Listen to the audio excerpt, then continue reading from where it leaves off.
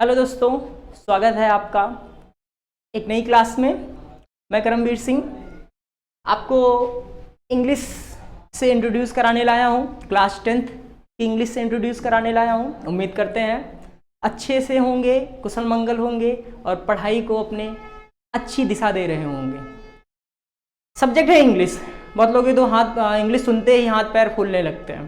देखो भैया, इंग्लिश हाथ पैर नहीं फुलाने हैं भाई। है क्या? एक भाषा ही तो है। हिंदी एक भाषा है, इंग्लिश भी एक भाषा है। ठीक है, सिंपल सा आप एक फंडा देखो चीज़ों को। तो अभी हम शुरू करेंगे। एक फोबिया है उसके बारे में हम बात कर लेते हैं।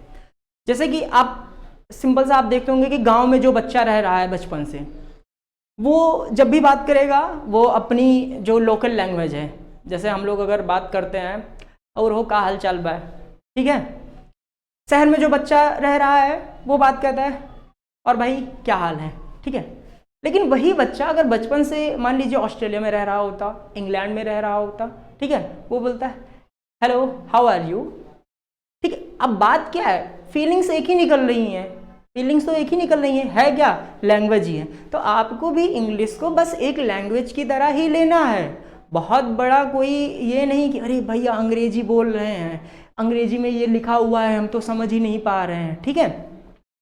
तो उन सारी चीज़ों को माइंड से निकाल के किनारे रख दीजिए कि इंग्लिश बहुत बड़ा एक तोप है, हमको अंग्रेजी नहीं समझ में आती है, हम अंग्रेजी में क्या करेंगे, ठीक है। अब देखो, आ जाते हैं मुद्दे की बात पर। 10th की इंग्लिश पढ़नी है आपको, देख लेते हैं क्या क्या आपको पढ़ना है।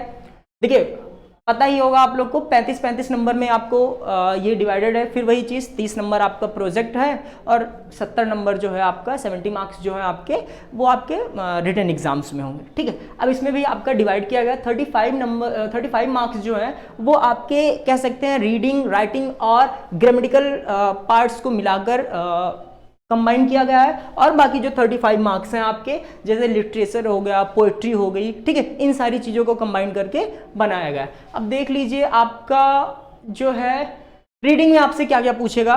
क्वेश्चन एग्जामिनर एक 1 शॉर्ट पैसेज दे देगा, ठीक है, यानी कि एक छोटी सी कोई कहानी दे देगा, 7-8 लाइन की कहानी भी दे सकता है, कोई इंसिडेंट दे सकता है, और उससे रिलेटेड 3 MCQ बहुत आसान होते हैं। यानी कि बस आपको पढ़ना है पैसेज को और क्वेश्चन उसी पैसेज से आपको क्वेश्चन पूछेंगे 3 और उन्हीं तीनों क्वेश्चंस के आपको आंसर देने हैं, ठीक है। 1 passage followed by 3 very short answer type questions and 1 vocabulary based question, ठीक है। और एक पैसेज ऐसा आएगा, जैसे ये देखो पैसेज 2 आएंगे, एक में जो आएगा उसमें आपका MCQ पूछा जाएगा और एक पैसेज दे देगा उसमें से आपको क्या कर रहा है वेरी शॉर्ट टाइप क्वेश्चन पूछ लेगा, ठीक है। और उसी में एक वोकैबुलरी बेस्ड क्वेश्चन। अब देखिए वोकैबुलरी बेस्ड क्वेश्चन आप बात करोगे कि भैया वोकैबुलरी बेस्ड क्वेश्चन क्या है, ठीक है। वोकैबुलरी बेस्ड क्वेश्चन में क्या हो जाएगा, कोई भी पैसेज दिया रहेगा और उसी में एक मान लीजिए वर्ड आया है ब्रेव, ठीक है। मान लीजिए पैसेज में कहीं से कोई वर्ड आया है ब्रेव, ठीक है। अब आपसे पूछ लेगा what is the synonym of the following word, यानी कि फॉलोइंग वर्ड क्या है आपका ब्रेव है, और उसने पूछ लिया कि भैया इसका सिनोनिम क्या होगा। तो आपको बता देना है कि भैया ब्रेव का जो सिनोनिम हो जाएगा वो क्या हो जाएगा, वैलिएंट हो जाएगा, ठीक है। आप बताओगे ब्रेव का जो सिनोनिम होगा वो क्या होगा, वैलिएंट हो जाएगा, या फिर आप कह सकते हो बोल्ड कह सकते हो, ठीक है। तो कुछ इस तरीके से सिनोनिम पूछ लेगा या एंटोनिम पूछ लेगा, ठीक है। बाकी अब आगे देखिए, तो ये तो 3 नंबर के, ये 6 नंबर यहाँ से हो जाएंगे, ठीक है। फिर आपका राइटिंग स्किल में लेटर राइटिंग या फिर एप्लीकेशन राइटिंग, फॉर्मल और इनफॉर्मल। बस आप लोग अभी भी स्कूल में लिख रहे होगे, अब तो लेटर्स का ज़माना चला गया, लिखा जाता है, अभी भी लिखा जाता है। पहले के ज़माने में जब ये टेलीफोन वगैरह नहीं होते थे तो लेटर्स का पूरे तरीके से यूज़ किया जाता था, फॉर्मल और इनफॉर्मल, ठीक है। फॉर्मल लेटर भैया जैसे आप अपने प्रिंसिपल को लिखते हो, आप बचपन से पढ़ते चले आए हो, write an application to your principal for 2 days sick leave for fee concession, ठीक है। तो ये सारी चीज़ें क्या हो जाएंगी, फॉर्मल में चली जाएंगी। और इनफॉर्मल यानी कि अपने दोस्तों को, अपने फैमिली मेम्बर्स को जो हम लेटर्स लिखते हैं वो किस में चले जाएंगे, इनफॉर्मल लेटर्स में चले जाएंगे। तो ये आपका 4 नंबर का है, फ्री का 4 नंबर है, कहीं कुछ नहीं करना है, आराम से बस। हाँ, इसमें आपको जो ध्यान देना रहेगा वो फॉर्मेट पे ध्यान देना रहेगा, क्योंकि लेटर लिखने का एक फॉर्मेट होता है। ऐसा नहीं है कि बस यहाँ से हमने ऐसे हम पेज उठाए बस शुरू कर दिए, डियर पापा, यहाँ से शुरू कर दिए, बस लिखते चले गए यहाँ पे I hope you are good and I am also feeling well. ऐसा नहीं, एक फॉर्मेट होता है, आपको एड्रेस डालना रहता है, सब्जेक्ट डालना रहता है, तो वही सारी चीज़ें आपको ध्यान देनी है लेटर्स में। बाकी देखिए उसमें जो बातें लिखेंगे वो आप अपने मन की लिखोगे, ठीक है। लेटर्स के बीच में जो बातें लिखोगे, जो टॉपिक लिखोगे, वो आप अपने मन की लिखोगे। बस जैसे कहते हैं लेटर्स की एक एप्लीकेशन की एक बॉडी होती है, ठीक है, वो आपको विशेष ध्यान देना रहेगा, वो आपको बताया जाएगा, ठीक है। फिर descriptive paragraph, report, article, one option based, one on given verbal input, another on figurative input on about 80 to 100 words. कोई भी एक जैसे एस्से हो सकता है, कोई भी एक टॉपिक दे दिया जाएगा, उस पर एक आपको लिखना रहेगा, ठीक। फिर आ जाते हैं ग्रामर पोर्शन पे आ जाते हैं। ग्रामर पोर्शन जो भैया कंसिस्ट करता है वो 15 मार्क्स कंसिस्ट करता है आपका।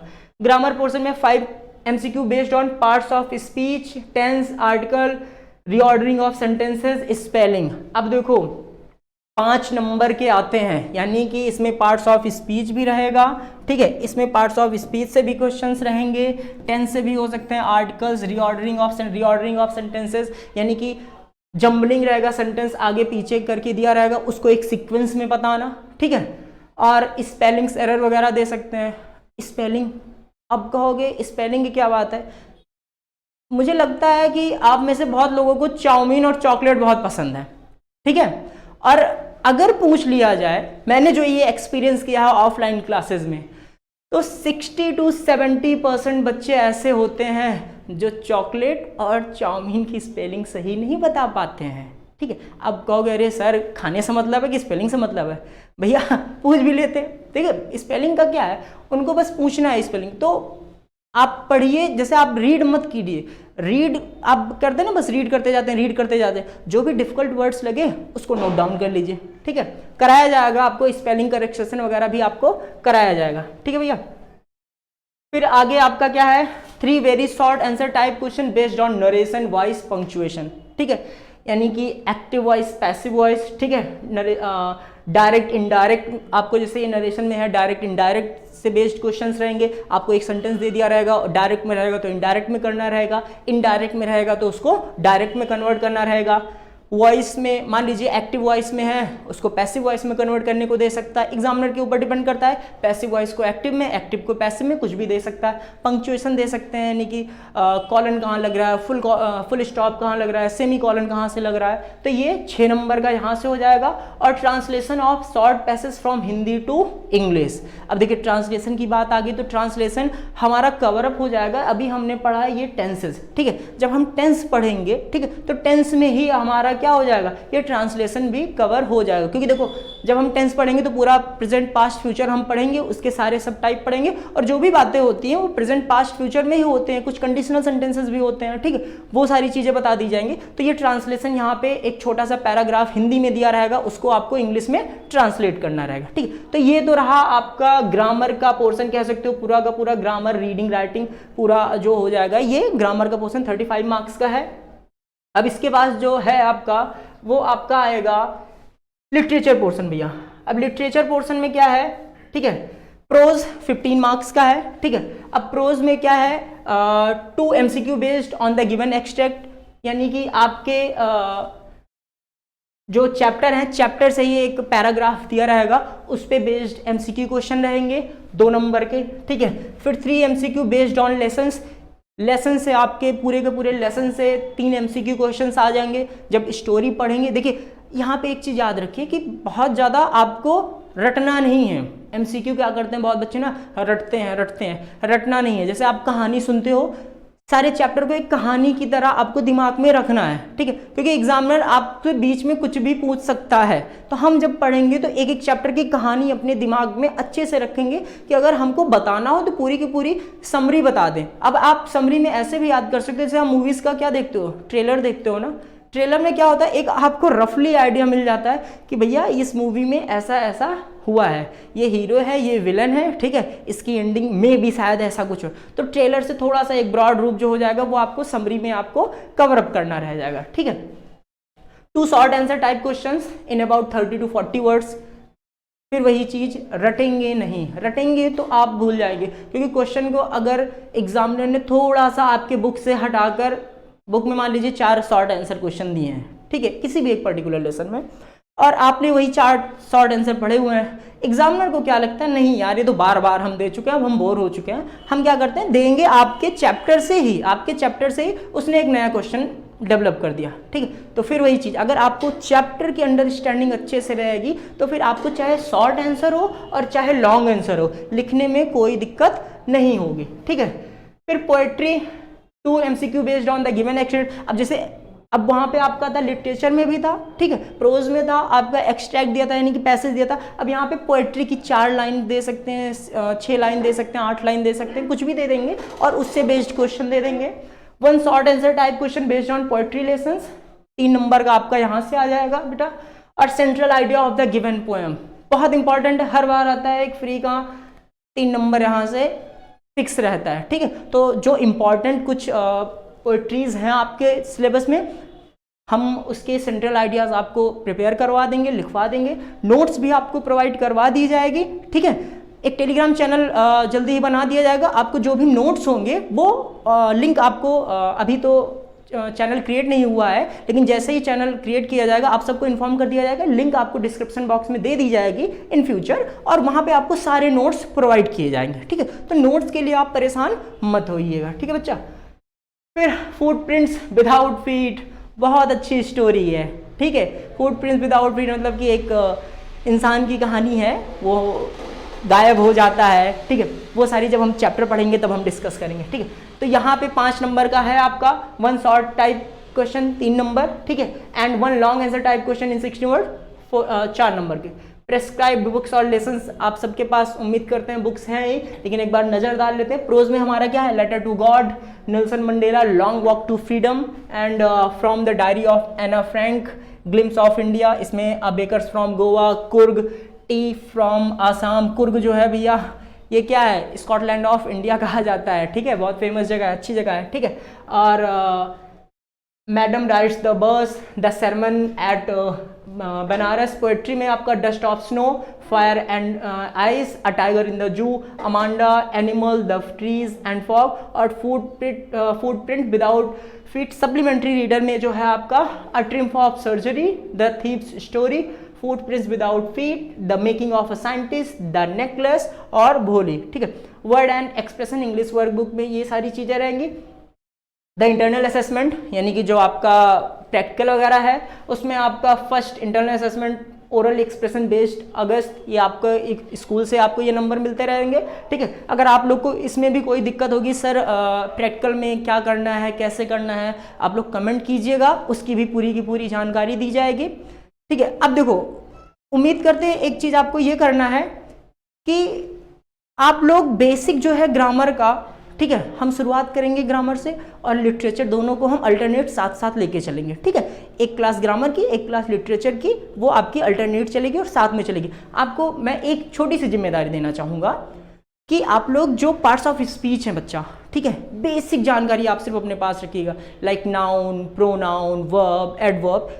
हम तो एक्सप्लेन होता क्या है बच्चा, आप जब एक बार पढ़े रहोगे चीज़ों को, ठीक है, फिर मैं उसको और थोड़ा सा कह सकते हैं ना ऑपरेशन कर देना चीज़ों का, ठीक है। ऑपरेशन जब हम उसको कर देंगे तो वो एकदम से जो भी उसका डाउट है वो आपका क्लियर हो जाएगा। लेकिन क्या होता है, आप बिल्कुल भी नहीं पढ़े रहोगे, ठीक है। और ऐसा नहीं है कि आप लोग पढ़े नहीं हैं, आप बहुत अच्छे बच्चे हैं और बहुत अच्छे अच्छे इंटेलिजेंट बच्चे हैं, और यही बच्चे जो है 100 भी ला सकते हैं, नो डाउट। लेकिन 100 का क्या कह सकते हैं भाई, देखिए आपका रीडिंग का है, राइटिंग का है, तो फिर इसमें 100 का कहीं हो सकता है भाई राइटिंग पे एक आध मार्क्स काट लें, लेकिन हाँ ये 90-95 तो हमको लाना ही लाना है, वो बहुत बड़ी डील नहीं है। ऐसा नहीं है कि आते नहीं है बच्चा, क्या होता है ना कि लिखने के ऊपर आप लिख रहे हो, एस्से में कहीं थोड़ा सा एग्जामिनर को लगा नहीं एस्से कंप्लीट नहीं है। देखिए मैं झूठ नहीं बोलने वाला कि अरे नहीं इंग्लिश में भी 100 में 100 दिला देना है, देखो वो कहना अलग चीज़ है, ठीक है, और एक प्रैक्टिकली होना अलग चीज़ है, ठीक।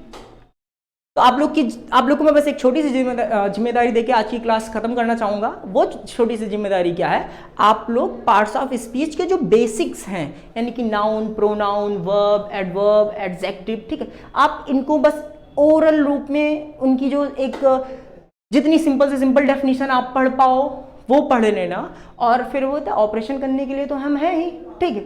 और एक बात मैं, इंग्लिश अगर आपको यूपी बोर्ड के लिए पढ़ रहे हो वो अलग की चीज़ है। अभी तो आपका फोकस क्या है कि हमें भैया क्लास 10 की इंग्लिश को क्रैक करना है, अच्छे मार्क्स लाने हैं। आगे भी 11th 12th में अगर आपको इंग्लिश पढ़नी है, आप एक छोटी सी मेरी सलाह मान लो, वो क्या है बेटा, आप अपना वोकैबलरी यानी कि अपनी वर्ड पावर को इन्हेंस कर लो, बहुत मजबूत कर लो। आपकी इंग्लिश की प्रॉब्लम 50% वैसे ख़त्म हो जाएगी। भाई क्या होता है, जैसे अभी मैंने आप लोगों ने देखा होगा मैथ्स में भी होता है कि कैलकुलेशन नहीं हुआ अच्छे से, ठीक है, सब कुछ खराब हो गया।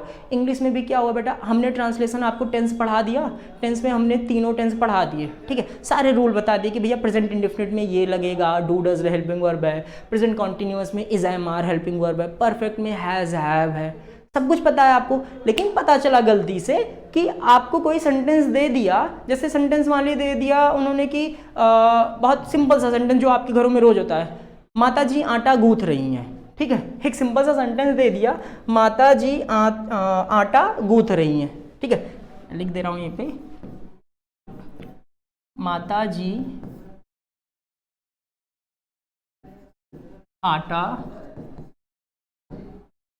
गूंथ रही हैं, ठीक है भैया। अब जो देखो बहुत बच्चे जिन्होंने टेंस पढ़ा होगा उनको तुरंत पता चल गया, अरे भैया रहा है रही है प्रेजेंट कॉन्टिन्यूअस टेंस, बिल्कुल सही है आप, ठीक है। आपने कहा सब्जेक्ट जो काम कर रहा है वो हमारा क्या हो गया, सब्जेक्ट, यानी कि माता जी हमारी सब्जेक्ट हो गई, रही है यानी कि प्रेजेंट कॉन्टिन्यूअस, अब माता जी सिंगुलर है यानी कि हेल्पिंग वर्ब तो हमारी इज लगेगी, ये भी आपको पता चल गया, बहुत अच्छी बात है। बहुत बच्चे, अच्छा मैं ये नहीं करूँ कि कर ही नहीं पाएगा कोई, ऐसा भी नहीं है, बहुत बच्चे कर लेंगे, लेकिन अब बहुत बच्चों को टेंस पता चल गया कि भैया प्रेजेंट कॉन्टिन्यूअस है, सब्जेक्ट हमको पता चल गया, हेल्पिंग वर्ब पता चल गई, अब वो आके रुक कहाँ गई, अब उनको पूछ रहे हैं अरे सर गूंथना क्या होता है, हमको तो गूंथना का मतलब ही नहीं पता है, ठीक है। तो कहने का मतलब ये जरूरी है, बैलेंस होता है ना, हर चीज में बैलेंस जरूरी है। तो वोकैबुलरी आपकी जिम्मेदारी है कि आप वोकैबुलरी को अपने स्ट्रॉन्ग कीजिए। कोई भी वर्ड्स देखिए, कोई भी हिंदी का मतलब देख रहे, कोई भी एक्शन देख रहे, भाई गूंथना यहाँ पे एक वर्ब ही है, ठीक है, कोई भी एक्शन देखिए, नहीं पता है उसका मतलब, मोबाइल है, मोबाइल का अच्छा सा यूज कीजिए, गूगल बाबा है, गूगल बाबा के पास सारे जवाब है, तो ढूंढिएगा जिनको नहीं पता होगा, ठीक है। और आटा, बहुत लोग सर फ्लोर हो जाएगा, आटा फ्लोर हो जाएगा, नहीं भैया, पानी पड़ जाएगा आटे में, और जब आटे में पानी पड़ जाएगा तो वो आटा फ्लोर नहीं हो जाएगा, वो क्या हो जाएगा, वो डो हो जाएगा, ठीक है। ये जो आटा हो जाएगा ये हमारा क्या हो जाएगा, डो। तो ऐसे छोटी छोटी बहुत सारी चीजें हैं जो ग्रामर में हम लोग डिस्कस करेंगे, ठीक है।